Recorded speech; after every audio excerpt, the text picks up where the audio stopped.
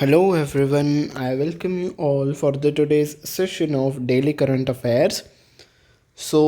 जो लोग भी इस सेशन में नए हैं तो उनको मैं बता दूं कि we discuss the current affairs in the form of quiz.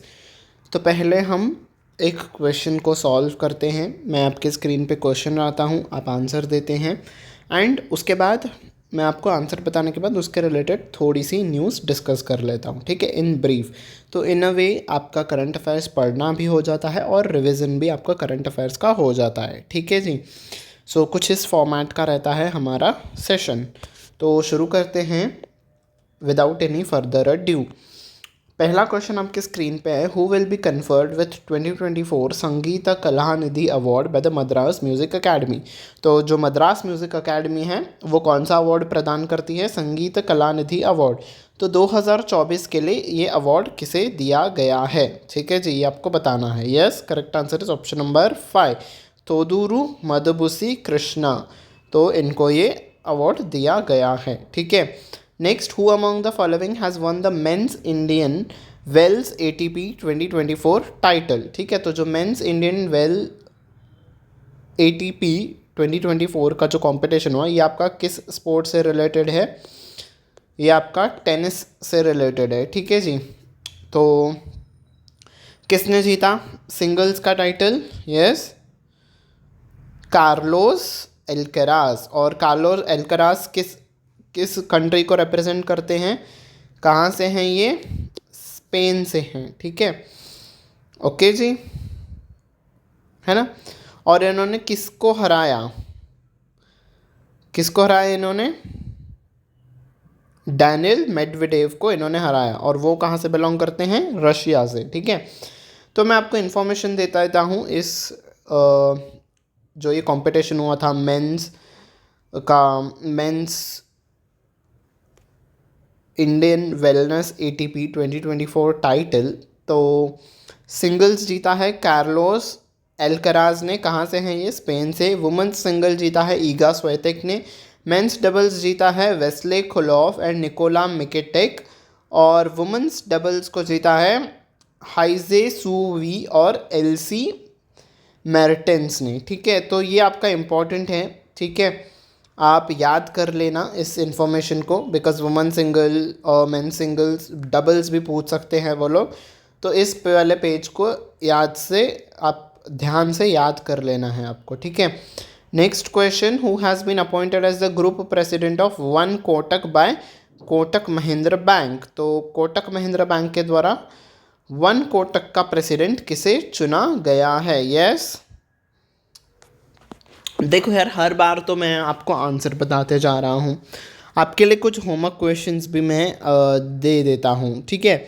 तो ये वाला क्वेश्चन आप होमवर्क में करिएगा और मुझे ज़रूर से कमेंट सेक्शन में लिख के बताइएगा कि ये अपॉइंटमेंट किसको दी गई है, ठीक है। तो इसका आंसर आपको कमेंट सेक्शन में मुझे बताना होगा, okay. I will tell you कि ये सही है या गलत, ठीक है। Ethanol 100 fuel recently launched by Petroleum Ministry is currently accessible in how many states?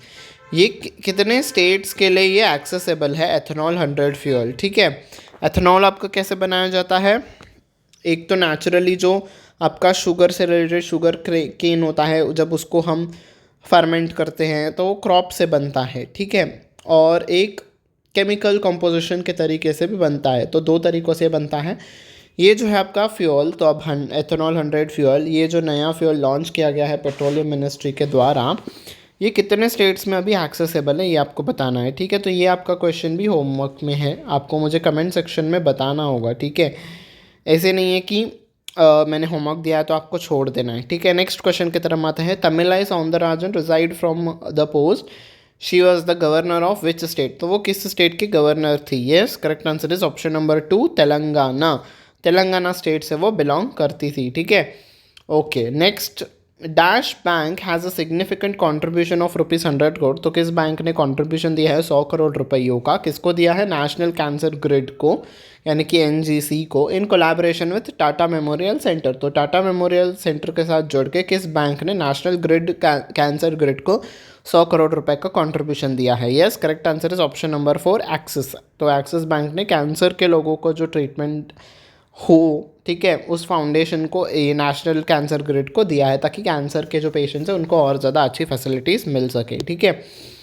Okay, next, Odisha chief minister Naveen Patnaik ji ने इनॉग्रेट किया है इंडिया का पहला इंडोर एथलेटिक स्टेडियम, ठीक है, और इंडोर एक्वेटिक सेंटर भी उन्होंने लॉन्च किया है, ठीक है। इंडोर एथलेटिक स्टेडियम मतलब ओपन नहीं होगा, इंडोर्स मतलब क्लोज्ड स्पेस होगा।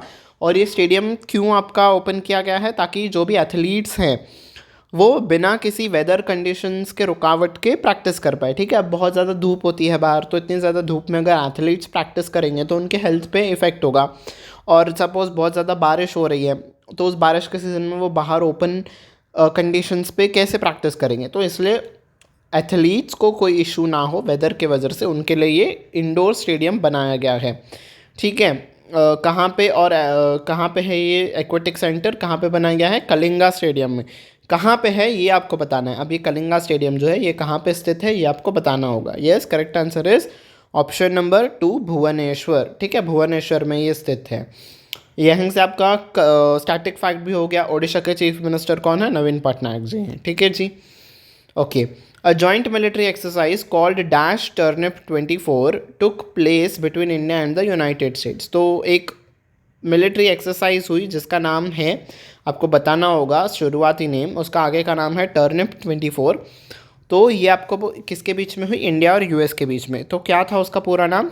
Yes, correct answer is option number 2, tiger triumph 24, ठीक है। This exercise taking place on the eastern seaboard, मतलब ईस्ट कोस्ट पे ये हमारा एक्सरसाइज चल रही है ईस्टर्न पार्ट ऑफ इंडिया में, ठीक है। Okay, next, international day of happiness is celebrated every year on March, किस मार्च के किस दिन पे इंटरनेशनल हैप्पीनेस डे मनाया जाता है। और इस बार की थीम क्या है, आपको थीम भी बहुत ज़्यादा इंपॉर्टेंट तरीके से याद रखनी है, ठीक है। थीम इज़ वेरी इंपॉर्टेंट, वो डे के साथ साथ थीम भी आपको पूछेगा। क्या है theme, reconnecting for happiness, building resilient communities, ठीक है। तो yes, correct answer is option number 4, यानी कि 20 मार्च, आज ही के दिन इंटरनेशनल हैप्पीनेस डे मनाया जाता है। अब ये आपको मैं इसके रिलेटेड थोड़ी इन्फॉर्मेशन दे देता हूँ। पहली बार इसको कभी मनाया गया था, 2012 में यूनाइटेड नेशंस ने रेजोल्यूशन पास किया था, किसके कहने पे, भूटान के कहने पे, ठीक है। भूटान एक ऐसी कंट्री है जो अपने ग्रॉस नेशनल हैप्पीनेस को ज़्यादा रखती है, किसके ऊपर रखती है, ग्रॉस डोमेस्टिक प्रोडक्ट से, ठीक है। मतलब इकोनॉमी से ज़्यादा, वो पैसों को ज़्यादा महत्व देने से भी ज़्यादा किस चीज़ को महत्व भूटान देता है, हैप्पीनेस को, कि उसके कंट्री के लोग हैप्पी रहें, ठीक है। और यूनाइटेड नेशंस ने भी किस मोटिव के साथ इसे स्टार्ट किया कि देखो आजकल की जो लाइफस्टाइल हो गई है, इतनी ज़्यादा कॉम्प्लिकेटेड सी लाइफस्टाइल हो गई है लोगों की, वो सोशलाइज नहीं कर पा रहे हैं, सोशल मीडिया बहुत ज़्यादा हो गया है, तो एकदम से लोग सिकुड़ से गए हैं, इन द सेंस उनके रिलेशंस जो हैं वो इतने अच्छे नहीं रह रहे हैं, ठीक है। उनको लोगों के साथ इंटरेक्शन नहीं हो रहा है, लोग खुश नहीं रह रहे हैं, स्ट्रेस बहुत ज़्यादा हो गया है लोगों को, डिप्रेशन बहुत ज़्यादा हो रहा है, मेंटल हेल्थ से रिलेटेड बहुत ज़्यादा लोगों को इश्यूज़ हो रहे हैं। तो इस चीज़ को ध्यान में रखते हुए यूनाइटेड नेशंस ने भी भूटान की रिक्वेस्ट को एक्सेप्ट कर लिया और 2012 में रेजोल्यूशन पास करते हुए हर साल डिक्लेयर किया कि हम मार्च 20 को इंटरनेशनल हैप्पीनेस डे मनाएंगे, ठीक है। और इस बार की थीम ये रखी गई है, ठीक है।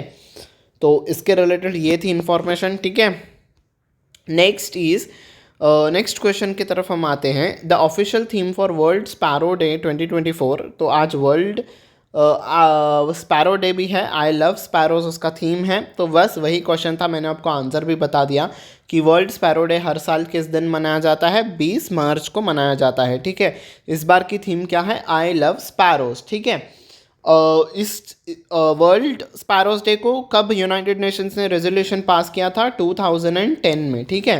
वर्ल्ड हैप्पीनेस डे को 2012 में और वर्ल्ड स्पैरोज को 2010 में ही रेजोल्यूशन पास कर दिया गया था, ठीक है। अब वर्ल्ड स्पैरो डे क्यों मनाया जाता है, बिकॉज हम ह्यूमंस ने जो इंफ्रास्ट्रक्चर की जो रेस लगाई है कि बड़े बड़े बिल्डिंग्स को लगाना है, हाई टेंशन इलेक्ट्रिकल वायर्स को एक गांव से दूसरे गांव पहुंचाना है, ठीक है। तो इन सब चीज़ों के वजह से जो चिड़िया होती है, स्पैरो इज जो चिड़िया होती है, उस गौरैया, चिड़िया से भी हम कह सकते हैं, प्रॉपर नेम उसका गौरैया होता है, ठीक है। हिंदी में हम उसे गौरैया कहते हैं। तो गौरैया क्या हो रही है, विलुप्त होते जा रही है। कई सारे कंट्रीज़ में तो वो विलुप्त हो चुकी है, दिख नहीं रही है। आपने देखा होगा, आपके बचपन में गौरैया जो थी आपके घर के बाहर बहुत ज़्यादा आपको दिखती होगी। आजकल के टाइम पे बहुत ज़्यादा कम आपको दिखती होगी, रेयरली शायद ही दिखती होगी, ठीक है। मुझे तो शायद 5-6 महीने हो गए, मैंने एक भी गौरैया को अपने घर के बाहर नहीं देखा है, ठीक है। तो यस, देख सकते हैं आप, उनकी स्पीसीज़ जो है वो विलुप्त होते जा रही है। तो उनको बचाने के लिए, ठीक है, उनके रिगार्डिंग भी एक अवेयरनेस क्रिएट हो कि हमें उनको बचाना है, उनकी स्पीसीज़ को बचाना है। इसके मोटिव से यूनाइटेड नेशंस ने 2010 में रेजोल्यूशन पास किया और वर्ल्ड स्पैरो डे मनाने का तय किया। इसलिए इस कारणवश हर साल 20 मार्च को हम वर्ल्ड स्पैरो डे मनाया जाता है, ठीक है, यानी कि विश्व गौरैया दिवस 20 मार्च को मनाया जाता है, ठीक है। तो इन्फॉर्मेशन यही थी, क्लियर हो गया आपको, ठीक है जी। So yes, this was it for the today's session. आज का आपको आई होप ये शॉर्ट एंड स्वीट सेशन पसंद आया हो। मैंने सारे सेक्टर्स में से न्यूज़ लेने की कोशिश की, चाहे वो अपॉइंटमेंट्स हो, बैंकिंग हो, आज के इंपॉर्टेंट डेज एंड इवेंट्स हो, ठीक है। अगर आपको ये सेशन पसंद आया हो तो आप इसे लाइक कर दीजिएगा, और आप अपने फ्रेंड्स के साथ भी शेयर कर सकते हो ताकि उनकी भी प्रिपरेशन स्ट्रांग हो, ठीक है। इन अ वे आपका ये रिवीजन हो जाता है, तो इसको आप रिवीजन सेशन के तौर पे भी पढ़ सकते हो, ठीक है। And last but not the least, subscribe button पे भी प्रेस कर देना ताकि आने वाले क्लासेस के नोटिफिकेशन आपको टाइम टू टाइम मिलती रहे, ठीक है जी। So yes, this was it from my side for the day. Until we meet next time, bye bye everyone and take care.